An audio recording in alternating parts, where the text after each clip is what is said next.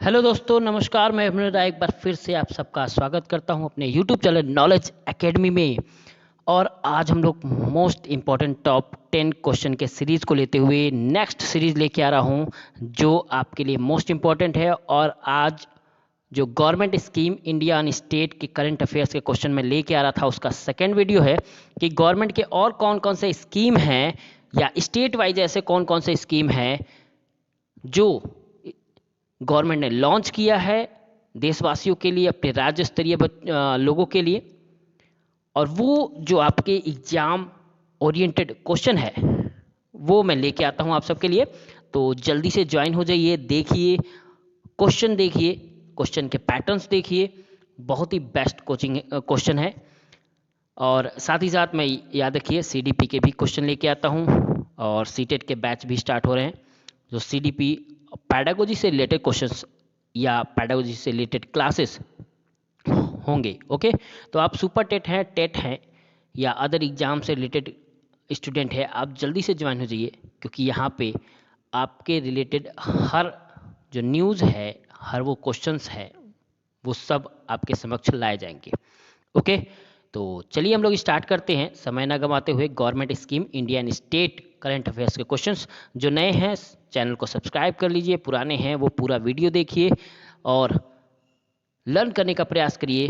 1 से 2 बार देखिएगा ताकि चीज़ें दिमाग में रहें और जब पेपर में आए तो ये जो क्वेश्चंस हैं वो क्लिक कर जाएं आपके दिमाग से। ओके, तो चलिए पहला क्वेश्चन है, भारत का पहला mission mode in governance project MC21 किस केंद्रीय मंत्रालय से जुड़ा है? ओके, तो भारत का पहला mission board e governance project MCA21 किस केंद्रीय मंत्रालय से जुड़ा है? इलेक्ट्रॉनिक एंड आईटी मंत्रालय, कॉरपोरेट मामलों के मंत्रालय, वित्त मंत्रालय या गृह मंत्रालय? ओके, तो याद रखिए ये राइट आंसर है कॉरपोरेट मामलों के मंत्रालय से। पहला mission mode e governance project MCA21 okay कहाँ है? कॉर्पोरेट मामलों के मंत्रालय से रिलेटेड है। दूसरा क्वेश्चन है, आधार संख्या को चेहरे से प्रमाणित करने के लिए UIDAI द्वारा शुरू किया गया नया एप्लीकेशन का नाम क्या है?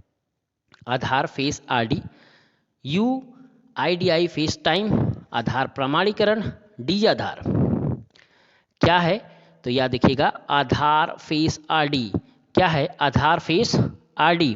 भारतीय विशिष्ट पहचान प्राधिकरण UIDAI ने आधार कार्ड धारकों को चेहरे का उपयोग करके अपनी विशिष्ट 12 अंकीय पहचान संख्या को प्रमाणित करने में सक्षम बनाने के लिए आधार फेस RD ऐप लॉन्च किया है। UIDAI ने प्रमाणीकरण उद्देश्य के आधार पर कार्ड धारकों के चेहरे को पकड़ने के लिए आधार प्रमाणीकरण उपयोगकर्ता एजेंसी UA को सक्षम किया। ऐप फेस ऑथेंटिकेशन टेक्नोलॉजी का उपयोग करके प्रमाणीकरण के लिए लाइव व्यक्ति के चेहरे को कैप्चर करता है। आधार कार्ड धारकों को भौतिक पहचान रखने की आवश्यकता नहीं है और बायोमेट्रिक डेटा को केंद्रीय पहचान डेटा रिपोजिटरी सीडा में बहाल किया जाएगा। याद रखिएगा, यानी हर आधार कार्ड पे एक फेस होगा जो आपको देखने, आपको पहचानने में सक्षम होगा। ओके, नेक्स्ट क्वेश्चन है, कौन सा भारतीय राज्य सरकार स्कूलों के छात्रों के लिए नाश्ता योजना शुरू करने का पहला राज्य बना है? याद रखिएगा, नाश्ता योजना बहुत ही फेमस है और सुपर टेट के में आने के चांसेस ज़्यादा हैं। ओके, तो कौन सा भारतीय राज्य ऐसा है जो सरकारी स्कूलों के छात्रों के लिए नाश्ता योजना शुरू करने वाला पहला राज्य बना है? केरल, तमिलनाडु, कर्नाटक या राजस्थान? ओके, तो कौन सा है बताइए जल्दी से। नाश्ता योजना शुरू किया है तो ये है तमिलनाडु सरकार। ओके, तमिलनाडु सरकार स्कूलों के छात्रों के लिए नाश्ता योजना शुरू करने वाला पहला राज्य है। राज्य सरकार ने 1545 सरकारी प्राथमिक विद्यालयों में मुख्यमंत्री नाश्ता योजना के पहले चरण को लागू करने का आदेश जारी किया। यह योजना 22-23 के दौरान राज्य भर में कक्षा 1 से 5 के 1.14 लाख से अधिक बच्चों को लाभान्वित करने के लिए निर्धारित किया है, जिसकी कुल लागत 33.56 करोड़ रुपए है। ओके, तो ये नाश्ता योजना तमिलनाडु सरकार की पहल पे आ गया है, जल्दी ही सभी राज्यों में भी लागू होगा। नेक्स्ट, किस राज्य केंद्र शासित प्रदेश ने बैंकिंग, वित्तीय सेवा और बीमा क्षेत्र में कौशल विकास प्रशिक्षण कार्यक्रम शुरू किया? तमिलनाडु, जम्मू कश्मीर, कर्नाटक या उड़ीसा? किस राज्य या केंद्र शासित प्रदेश ने बैंकिंग, वित्तीय सेवा और बीमा क्षेत्र में कौशल विकास प्रशिक्षण कार्यक्रम शुरू किया है? तो याद रखिएगा, जम्मू और कश्मीर राज्य में। ओके, तो जम्मू और कश्मीर के उपराज्यपाल मनोज सिन्हा ने बैंकिंग, वित्तीय सेवा और बीमा क्षेत्र में महिलाओं और युवाओं के कौशल विकास प्रशिक्षण कार्यक्रम के दूसरे चरण का शुभारंभ किया। दूसरे चरण के यूटी के 5,000 युवाओं को बैंकिंग और वित्तीय सेवा क्षेत्र में रोजगार के अवसर पेश करने के लिए प्रशिक्षित किया गया है। ओके, तो बहुत जल्द ये सुचारू रूप से वहाँ पे चलना शुरू हो जाएगा। नेक्स्ट, किस राज्य ने दिल्ली के स्कूलों पर आधारित स्कूल ऑफ एक्सीलेंस और मॉडल स्कूल योजना का उद्घाटन किया है? याद रखिएगा, दिल्ली स्कूल पे आधारित स्कूल चलाने की शुरुआत तो हो गई है। केरल, तमिलनाडु, उड़ीसा और तेलंगाना किस राज्य ने किया है? तो याद रखिएगा, एक ऐसा राज्य जो स्कूलों को लेके बहुत ही धड़ाधड़ नियम ला रहा है, बहुत ही अलग अलग कंट्रीब्यूशन कर रहा है, बहुत सारे नियम रूल्स फॉलो करा रहा है स्कूल को लेके, स्कूल को बिल्कुल तब्दील या चेंज करने पे लगा हुआ है, बढ़िया बढ़िया योजनाएं चला रहा है। तो कौन सी सा राज्य है? याद रखिएगा, तो वो राज्य है तमिलनाडु। ओके, तमिलनाडु। तमिलनाडु सरकार ने व्यापक रूप से दिल्ली के स्कूलों पर आधारित उत्कृष्ट विद्यालय और आदर्श विद्यालय योजना का उद्घाटन किया। दिल्ली के मुख्यमंत्री अरविंद केजरीवाल के अपने समकक्ष M.K. स्टालिन की उपस्थिति में तमिलनाडु में इस योजना का शुभारंभ किया। प्रारंभिक चरण में इस योजना के अंतर्गत 26 उत्कृष्ट विद्यालय और 15 आदर्श विद्यालयों को शामिल किया गया है। याद रखिएगा, 26 उत्कृष्ट विद्यालय और 15 आदर्श विद्यालयों को शामिल किया गया। आदर्श विद्यालय वो जो तमिलनाडु सरकार के सारे नियम कानून को फॉलो कर रहे हैं। ओके, और थैक्सल, पल्लीगल और मथरी पल्लीगल SOE और मॉडल स्कूल के आधारित तमिल नाम है। ओके, तो इस नाम से वहाँ पे इस आदर्श विद्यालयों का कॉन्सेप्ट रखा गया है। ओके, चलिए नेक्स्ट, किस भारतीय राज्य केंद्र शासित प्रदेश ने छठा योजना शुरू की है? ऐसे ही क्वेश्चन पूछ लिए जाते हैं, छोटे छोटे जो ध्यान में नहीं रहता और वो चीज आ जाता है।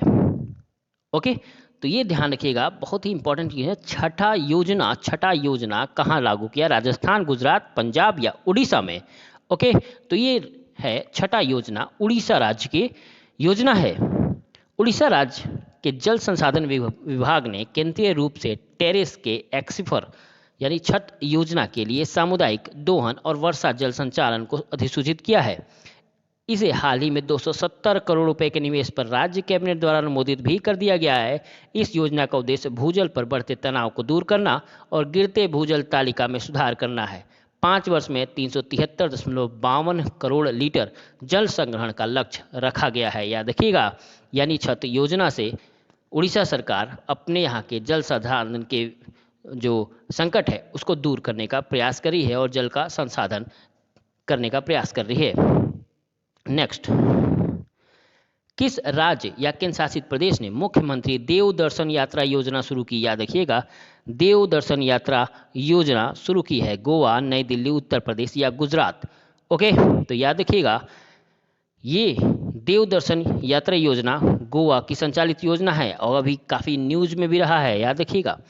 नेक्स्ट, भारत में multi modal logistic park MMLP किस राज्य में विकसित किया जाएगा? याद रखिएगा, multi modal logistic park Tamil Nadu, Gujarat, Karnataka या महाराष्ट्र? ओके, तो ये मल्टी मैजिक लॉजिस्टिक पार्क भी तमिलनाडु सरकार की देन है। यानी तमिलनाडु सरकार काफ़ी मेहनत से काफ़ी काम कर रही है देश राज्य को लेके। रिलायंस इंडस्ट्री लिमिटेड RL को तमिलनाडु में चेन्नई के पास मैमडुम का पहला multi magic model logistic park विकसित करने का काम दिया गया है। PM गतिशील राष्ट्रीय मास्टर प्लान के तहत सड़क परिवहन मंत्रालय 35 मल्टी मॉडल लॉजिस्टिक पार्क विकसित कर रहा है। MLP चेन्नई को 184.27 एकड़ क्षेत्र में विकसित किया जाएगा। यानी इतना बड़ा पार्क विकसित करने का लक्ष्य रखा गया है।